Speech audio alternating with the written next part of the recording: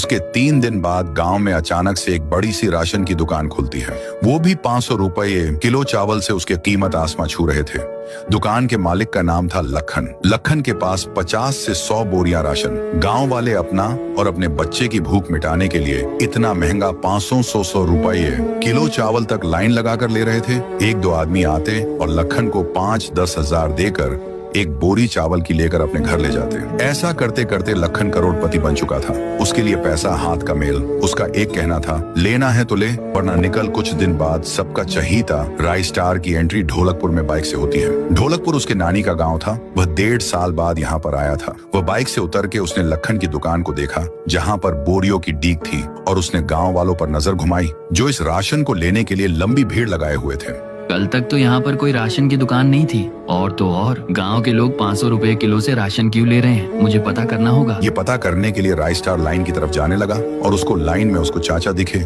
मुझे ये बात बताओ कि ये सब राशन का क्या झोल है? अरे राई स्टार बेटा, तू यहाँ कितना बड़ा हो गया है मुझे पता है। हम गांव के लोग तुम्हारा एहसान नहीं भूल नहीं सकते। मैं भी भुला नहीं हूँ। तूने एक बार गांव के खतरनाक चोरों को पकड़ा दिया था, और भी बहुत अच्छे काम। और बेटा, मैं तुझे क्या बताऊं, ठाकुर सिंह नाम का आदमी राशन दूंगा बोलकर हमसे वोट मांगा था। हमने उसे वोट देकर ढोलकपुर का सरपंच बना दिया। अब वो अपनी बात से मुकर रहा है। उसने अभी तक राशन ही नहीं भिजवाया। अब हमें इससे मजबूरी में इतना महंगा राशन खरीदना पड़ रहा है। तुम ही कुछ करो भैया, हमारी जिंदगी नर्क में बदल रही है। ये कहकर चाचा वहाँ से चले गए। राई स्टार अपनी चाचा की बात सुनकर बहुत गुस्सा हुआ।